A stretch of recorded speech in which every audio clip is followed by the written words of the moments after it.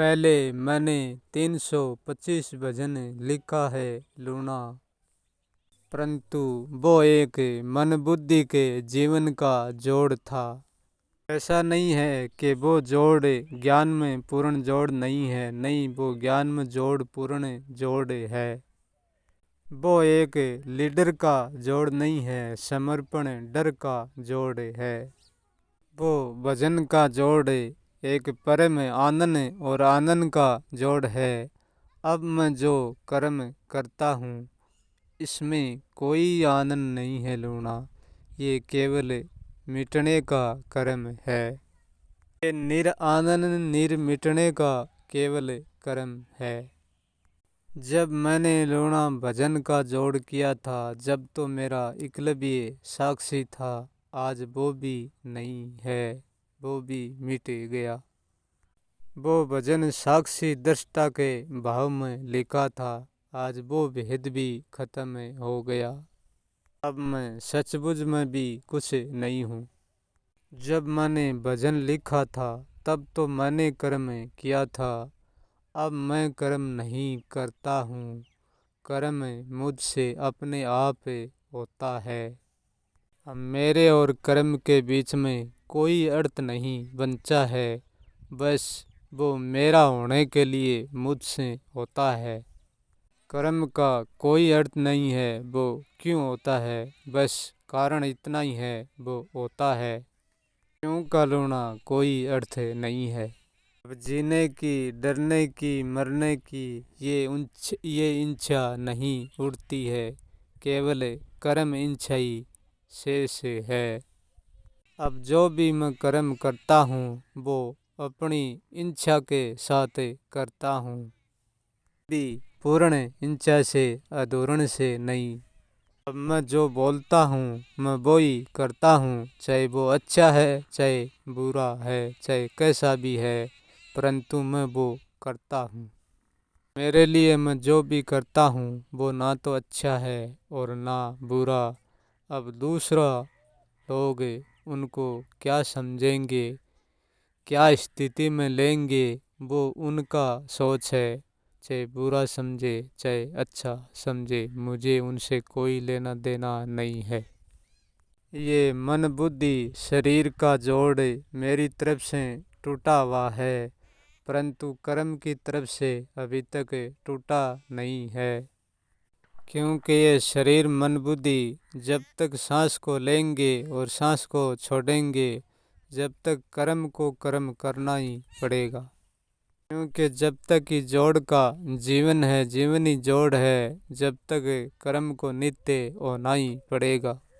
अब कोई के अच्छा मानने से हम ना तो अच्छा होंगे और कोई के बुरा मानने से हम ना बुरा होंगे।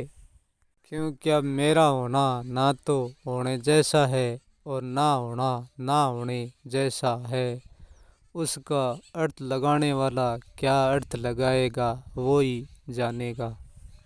मुझको कोई बनाएगा तो मेरी मैं प्रगट हो जाएगी, और कोई नहीं बनाएगा तो कुछ भी प्रगट नहीं होगा। मैं जब भी मैं शब्द का प्रयोग करता हूँ तो ये मैं मेरी तो है, परंतु मैं का भी नहीं हूँ। ये सारा कर्तापन मेरी मैं का ही है। कर्ता के साथ अकर्ता भी होता है, मैं केवल अकर्ता ही हूँ। कर्ता तो मेरी मैं ही है।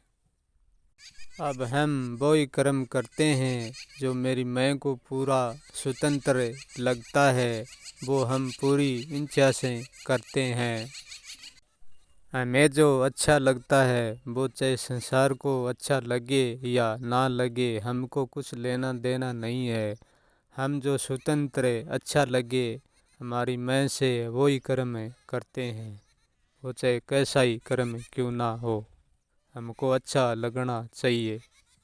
हमें जो अच्छा लगता है उन कर्म को हम मैं के साथ जोड़ लेते हैं, और नहीं अच्छा लगता है उनको मैं का कर्म मैं में छोड़ देते हैं।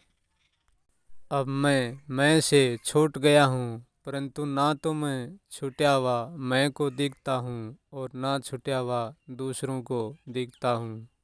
यही है सच राज। छूटने वाली बात मेरी मैं के दरिए मैं ही जानता हूँ और कोई नहीं। परंतु यहाँ उत्तर यही कहता है कि छूट जाता है वो फिर पकड़ा जाता है और मिटता है वो फिर बन जाता है, परंतु ऐसा नहीं है। परंतु मेरा मिटना तो वो मिटना है, मिटने में कोई मिटना नहीं है और होने में कोई होना नहीं है।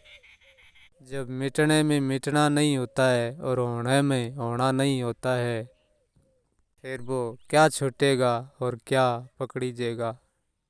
अब मेरा होना न होना ऐसा है, होने न होने से पर ही कहना पड़ेगा। क्योंकि मैं कभी प्रगट था ही नहीं, क्योंकि मैं कभी मिटा ही नहीं, क्योंकि ये तो मैं की पंक्तियाँ हैं, उनको मिटाया है। और कहना कया नहीं जाता लूना, और फिर जाना जाता है, और फिर आखिरी जानना भी जानना नहीं रहता लूना, वो भी कुछ नहीं रहता। जानना कहना कुछ नहीं बचता है, तो फिर उनका निर्णय ज्ञानी स्वयं ही लेगा। निर्णय लेने वाला निर्णय तो बता सकता है, परंतु अनिर्णय नहीं बता सकता, क्योंकि अनिर्णय लिया ही नहीं जाता।